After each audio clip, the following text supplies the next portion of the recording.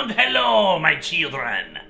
Last year, we spotlighted the first volume of a tale about sending people to hell for revenge via a special website. Well, there's always a need for more revenge out there, so here's some more! Our first story is a bit of a twist on the formula. Previously, we had seen people utilizing the website for vengeance and justice against those who had wronged them.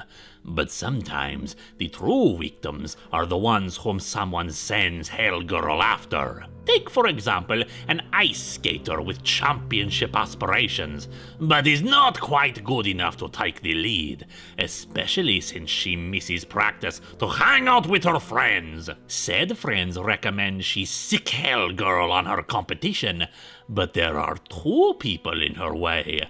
As such, she sets about framing the two for picking on the other, trying to make them desperate enough to call Hellgirl on the other so they'll both be out of the way. But she did not realize just how close these two were to each other.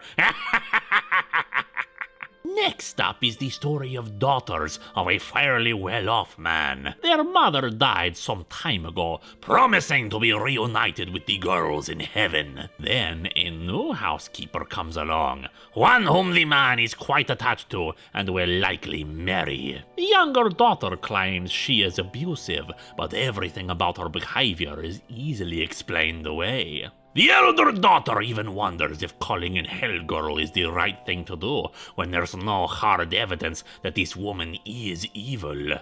Until she gets a desperate call from her sister and discovers that indeed she is terribly abusive. And well, when you get sent to hell, all the brats that you were so cruel to have a way of getting back to you.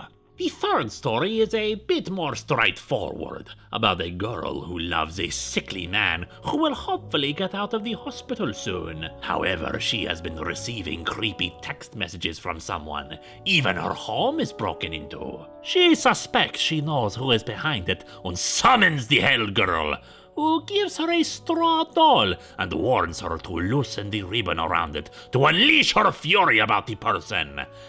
Fortunately, she does not go through with it, since the real culprit is a florist who has become obsessed with her. More fortunately, her sickly boyfriend was able to summon Hellgirl himself. After all, he believes he's not long for this world anyway, so why not sacrifice his soul to hell, Then there are truly cruel, awful people who may or may not deserve hell, but a good comeuppance is good for the soul.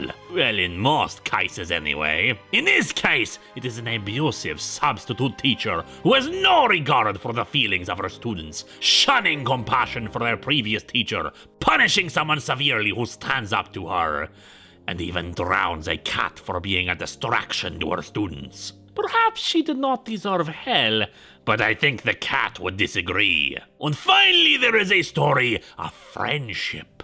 A shy girl who has trouble with boys accidentally makes plans with a boy with whom one of her friends has eyes for. Her friends begin shunning her and tormenting her without letting her explain herself, and so she wonders if she should get some vengeance, but ultimately decides not to go through with it. Until that same friend soon finds herself ostracized as well, and decides to take matters into her own hands. Hellgirl continues to show us the very important lesson about being too hasty with your revenge. But also just some good hell for those who get it anyway.